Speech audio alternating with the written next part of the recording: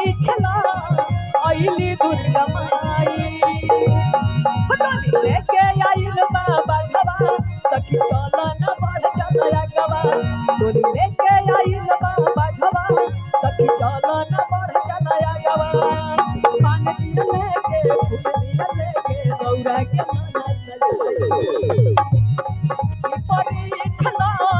आइली दुर्गा माई परीक्षला आइली दुर्गा माई परीक्षला आइली दुर्गा माई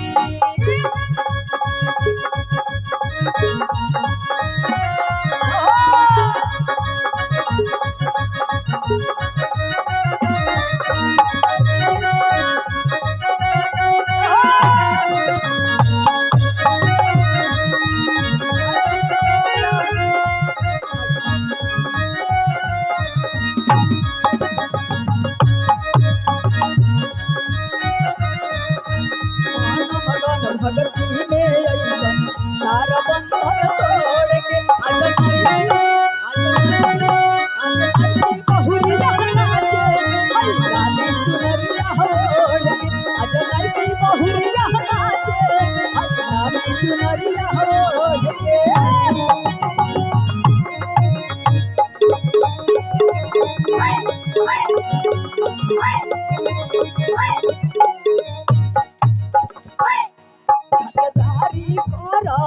तैयारी करो खतदारी करो तैयारी करो अंगना ले चलो मैया के असंगी में भैरो भैया के अल्लाह ले ओढ़ुलवा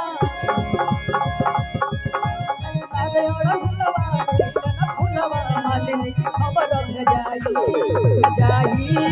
जाई की परीक्षला आइली दुर्गा माई परीक्षला आइली दुर्गा माई की परीक्षला आइली दुर्गा माई हेलो हेलो हेलो कृपया आगे से और कुर्सियों को पीछे कर लिया जाए ताकि लोग बैठ सके। सभी माताओं से आग्रह है कि आप लोग आगे वाला कुर्सी हटा दीजिए ताकि लोग पीछे बहुत खड़ा है वो लोग भी आकर आगे बैठ जाए। आगे का जितना कुर्सी है सब पीछे की तरफ कर दीजिए।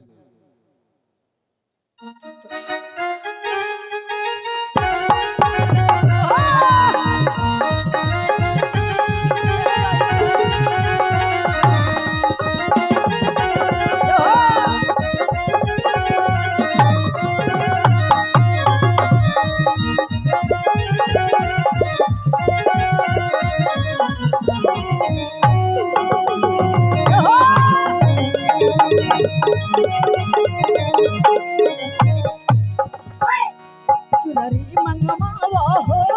सिंगार सजावा हो चुनरी मंगवावा हो सिंगार सजावा हो सीता सलवारी मैया जी भगवान पनिया पियावा हो कृष्ण पे घर मीरा भजन गवावा की परीक्षला आइली दुर्गा माई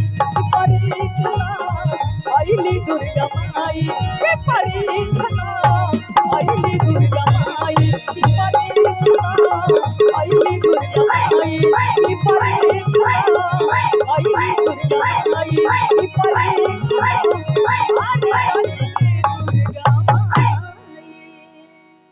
बोली साचे दरबार।